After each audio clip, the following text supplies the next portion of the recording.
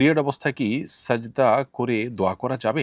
হাদিসে সিজদায় দোয়া করার নির্দেশনা এসেছে। নবী সাল্লাল্লাহু আলাইহি ওয়াসাল্লাম বলেছেন, আকরাবু মা ইয়াকুনুল আবদু মির রাব্বিহি ওয়া সাজিদ, বান্দা আল্লাহর সবচেয়ে নিকটবর্তী থাকে যখন সিজদারত থাকে। তবে সাধারণত এখানে এই হাদিসের এই ভাষ্য থেকে আপনার নামাজের সিজদার কথা উদ্দেশ্য নেওয়া হয়েছে। এর বাইরে তেলাওয়াতের সিজদা, সাহু সিজদা এগুলো শরিয়া সম্মত।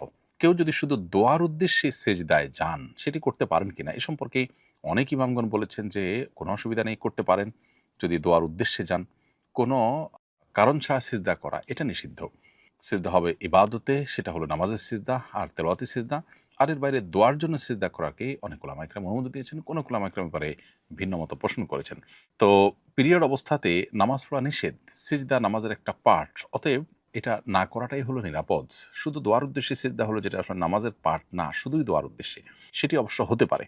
কিন্তু যেহেতু অনেক উলামা ইকরাম এ ধরনের সিজদাকে অনুমোদন করেন না, অর্থাৎ শুধু দোয়ার জন্য সিজদার কথা তারা বলেন যে শরিয়া সিদ্ধ নন।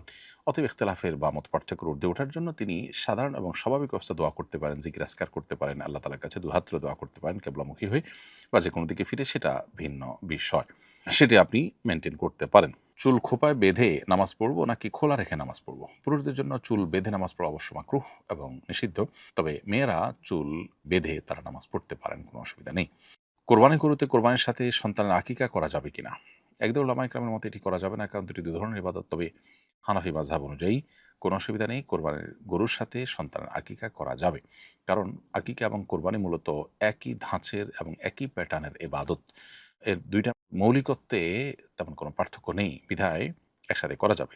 বিধায় একটি আকিকার জন্য একটা ছাগল যেরকম একটা আকিকার জন্য যথেষ্ট হয়, কোরবানির গরুতে যেহেতু ৭ জনের পক্ষ থেকে কোরবানি করা যায় একটা গরুতে, সেজন্য ৭ টি কোরবানি হওয়ার পাশাপাশি ৩ টি কোরবানি আর ৪ টি আকিকার ৪ ছাগলের কাজ দিল, অথবা ২ টি আকিকার ছাগলের কাজ দিল, ৫ টি কোরবানি হলো।